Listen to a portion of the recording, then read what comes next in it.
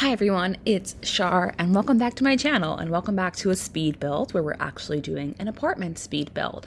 If you've been in my channel for a long time, you'll know that one of the first series I did was Single Mom, which I do plan to finish every single series that I start on my channel, just going with what I naturally feel called to, what feels inspirational to me, because if I'm not into recording a video, that's really going to come across and be super obvious in the video itself. So this is the apartment that I initially renovated for that series, but it's a brand new save file because you all know I transitioned all of my builds and my characters and things like that to its own separate save file. And this is that apartment kind of re-envisioned and reimagined for a different family. Now, this family does not have a name because they do not yet exist. I plan to record the creative sim for this family right after this. And for whatever reason today, I guess my own internal crisis, I am thinking about navigating multiple identities and kind of the meaning of what it means to be biracial. Not that that necessarily makes sense, because obviously I can only communicate so much in like a 10-second section of a video, but more thinking about navigating these multiple identities and this kind of identity crisis, not really, just like what it means to find yourself. And the family that lives here is actually a magical family. I didn't have a family in mind when I first started building this apartment. I was just kind of going to do my thing and see what came to mind. There's a story behind that anyway, but a family does come to me. They're a magical family for whatever reason. They have left the magical world and they are now living in the mortal realm with all of the other Sims, and this family still practices magic. Now, it is a mom, a dad, and two girls, twin girls. And like I said, they're a magical family. So the mom and the dad are navigating kind of their own thing about what it meant for them to leave the magical world. I don't imagine they left in the best of circumstances. Maybe something darker is happening in the magical world and they had to flee. But for this family, kind of remembering their origins and their story and honoring the magic that was gifted to them is something that is really, really important. So you can see touches of that when I start decorating the apartment and I add certain elements. I even think I subconsciously chose green because I kind of associate that with their family color in the magical world. And they bring some of that over, but they have to hide the aspects of them that are magical. But of course, mortals don't know that this world exists. So they can be a little bit more obvious in certain capacities. So the mom and the dad are kind of navigating that and dealing with their own trauma around the circumstances in which they left and kind of helping their daughters feel that connection to their family and their family magic. And this family is actually biracial. So they are half Korean and half Black. The father is Korean, their mother is Black. And the daughters navigate that as well. But of course, with that kind of background, the magic works a little bit differently for each side of the family. So they're teaching their daughters and working really hard to make sure that their daughters are not discovered. Then we have their twin daughters who are the best of friends. They're super close to each other.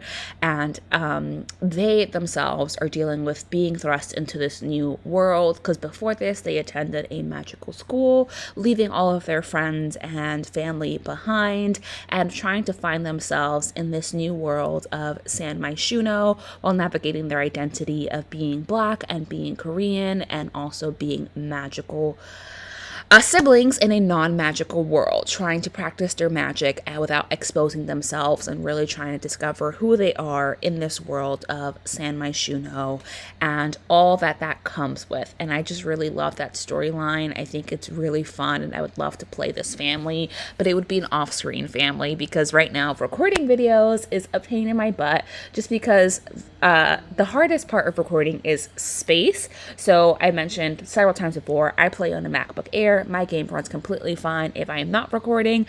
My laptop does struggle with having the recording software open and then also having the game open. But if I'm not, I can have all the CC that I want. I can have all the mods that I want. I have yet to encounter any issues unless the mod itself is broken. But that's really great. The thing is, each one of these videos, especially if it's a playthrough, like a play with Let's Play, is about 20 to 30 gigabytes of space. And on a MacBook Air, that is not going to fly. So I eventually replaced my original external hard drive.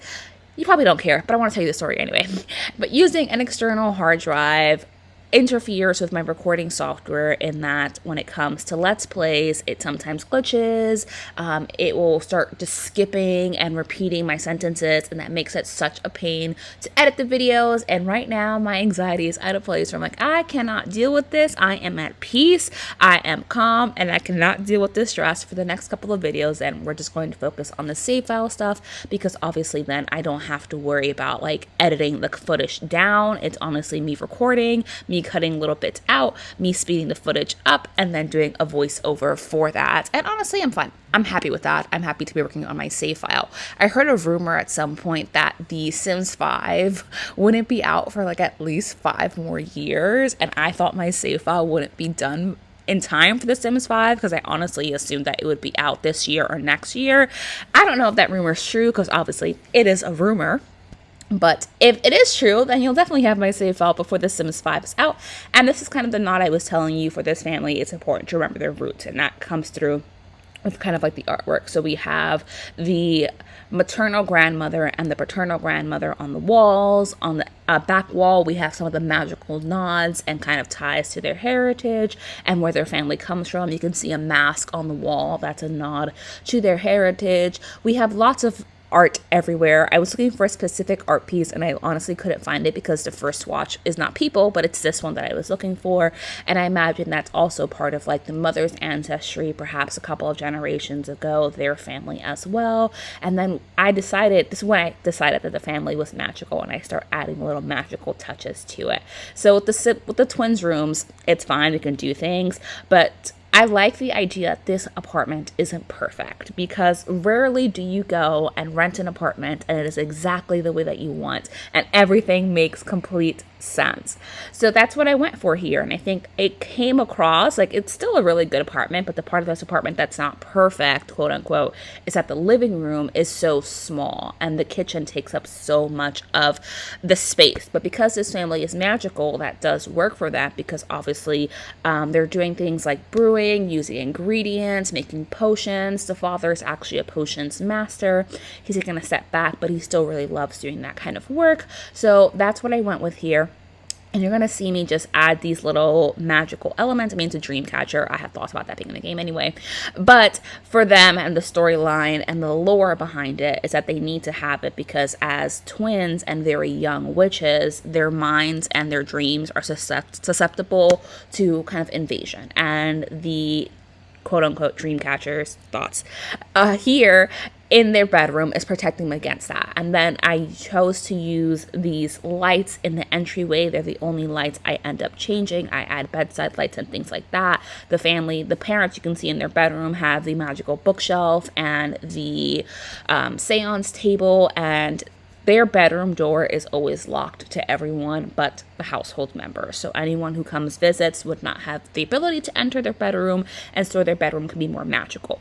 But anyway, I was saying about the entryway, I changed the lights in there because in my mind, the lore behind those lights is that they are engraved with runes, and the entryway to any magical family's home is really important because if it's protected with runes and engravings and just magical spells, that anyone who has malintention cannot enter their home. And remember, this family fled the magical world for not the best of reasons.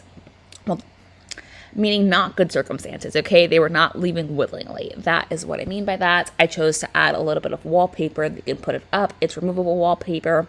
It's not magical. It's just something that they would have had in their ancestral home, and they like that nod to it and that connection to their home and their culture and where they come from.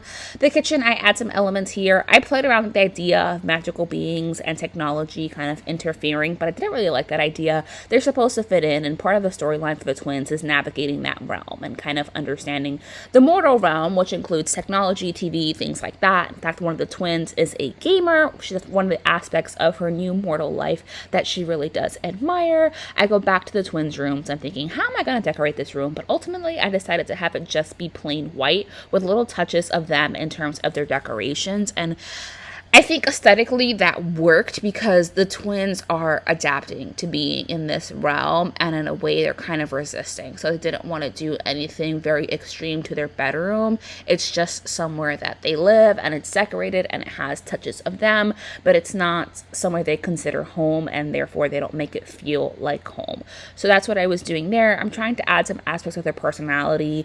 I played around with the idea of there being like an opposite twin, but they're not opposites. They have very similar interests. It's just their interests, of course, diverge because they're different people. So one twin really loves music and all aspects of music. She's a little bit into more of the grayer area of magic, and the other twin is just living her best life. She's a gamer. She loves anime. These are the things that she found herself really drawn to when she entered the magical realm, and it's something that she enjoys, but she still likes the same kind of music her sister likes, some variation there as well, and they're as close as ever. So anyway, the magical elements in the home. Oh, I also like this painting from, what's that pack? Mount Kumarebi, Snowy Escape. And again, I think that's kind of a nod to their heritage. Not really, because they're Korean, but I just like this painting in there, and I thought that one of the twins would like that painting as well, and kind of reminding her of what she's working towards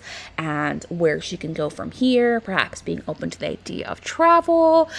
And as I was mentioning, the entryway is very important to this home.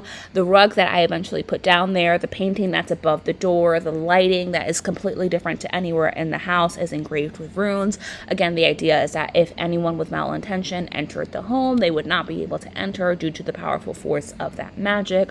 But they have to be careful because if, say, a spellcaster happened to be walking by, they would be able to sense that a magical home was nearby. But the home is cloaked in magic, so it would be harder to conceal. So we're coming to the end of the video, and I'm just adding more little decorative touches, more skill building stuff, more entertainment stuff, and hopefully this tells a story. The father was a potions master, as I mentioned. Now he has to make potions in the kitchen, which he's very limited by because he doesn't actually have a cauldron to do the potions properly. So the family themselves are navigating their kind of scenario that they're in, and their daughters are navigating their sense of identity and also scenario that they're in and their magic and all of this stuff.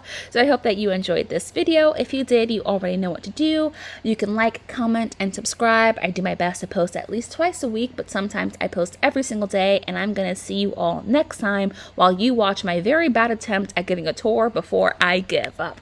All right, bye everyone.